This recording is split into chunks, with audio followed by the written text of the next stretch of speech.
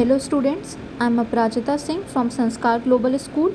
Today we will be studying the first chapter, that is Constitution Why and How, from the book Indian Constitution at Work. What is the meaning of Constitution? Constitution is a set of basic principles and laws of a nation that determine the powers and duties of the government, and it guarantees certain rights to the people.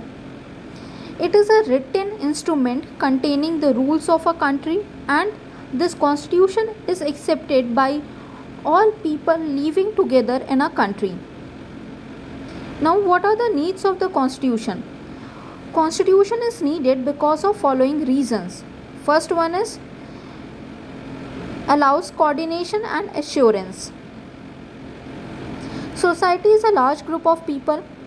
Different people live together in a society, and a large group of people can live together if they agree to some basic rules. So, the constitution provides a set of basic rules that allow for minimal coordination among the members of the society or the different social groups living in a country. Second one is specification of decision making powers. The constitution tells who gets to decide what the laws will be. In monarchical constitution, a monarch decides about laws. In some constitutions like old Soviet Union, one single party was given the power to decide the laws. In democratic constitution, formally the people get to decide about the laws. In Indian constitution, we have parliament that decides the laws and the policies. If the parliament has the authority to enact laws, there must be a law that confers this authority on the parliament. The constitution is an authority that constitutes the parliament and the government in the first place. So it is the function of the constitution to specify who will have the authority to make decisions in a society, and it even decides how the government will be formed. Now the next function is limitations on the powers of the government. A government that has come into existence based on the procedure given in the constitution, and it makes some laws. But the laws that are made by the government are unjust and unfair for the citizens of the country. So the constitution limits the powers of the government. This limitation is usually imposed on the government by giving fundamental rights to the citizens. So it is the function of the constitution to set limits on what government can impose on the citizens.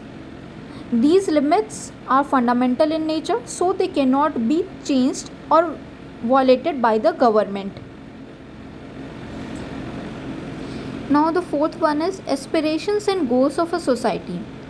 Many constitution provides a framework for the government to do certain positive things for the society, to express the goals and aspirations of the society. And Indian constitution is the finest example of this type of constitutions. India aspires to be a society that is free of any kind of social discrimination, and every individual in the society can lead a life of minimal dignity and social self-respect. The Indian constitution gives powers to the government to take positive welfare measures, some of which are even legally enforceable. So it is the function of the constitution to enable the government to fulfill the aspirations of the society and create a condition for a just society to exist. Now the last need of the constitution is fundamental dignity of the people. People as a collective entity come into being only through the basic constitution. One person may have many sets of identities that exist prior to the constitution. Constitutional norms should be such that within it an individual can pursue his aspirations, ambitions, goals, and freedom. Most importantly, a constitution should express the fundamental dignity of the people. Now the next topic is effectiveness of a constitution. There are certain factors on which the effectiveness of a constitution depends. Some of them are as follows. First one is mode of promulgation. The effectiveness of a constitution depends on how the constitution came into being. In many countries, constitutions are no longer functioning because they were either crafted by the military leaders or the leaders who are not very popular. So, for a constitution to be effective, it must be crafted by the popular leaders. Though the Indian constitution was made by the Constituent Assembly, but the members of the Constituent Assembly had public support and they had the capacity to negotiate and command the respect of the society, and they were even able to convince the people that the constitution was not an instrument for increasing their personal power. This constitution is for the welfare of the people. The authority of the people who enact the constitution helps to determine in part its likelihood of success. Second factor is substantive provisions of a constitution. A successful constitution must give everyone in a society some reason to go along with the provisions of the constitution. No constitution achieves perfect justice just by itself. It has to convince the people that it provides framework for pursuing basic justice. If a constitution preserves the freedom and equality of all its members, then it is more likely to be successful. Now, the third factor is balanced institutional design. A well crafted constitution fragments its powers in the society in such a way that no single group can undermine the constitutions.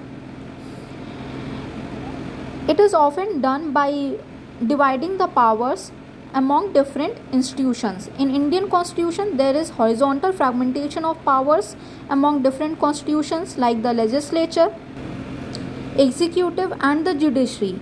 In India, even we have independent statutory bodies like the Election Commission. The constitution should also adopt a balance between the rigidity and the flexibility.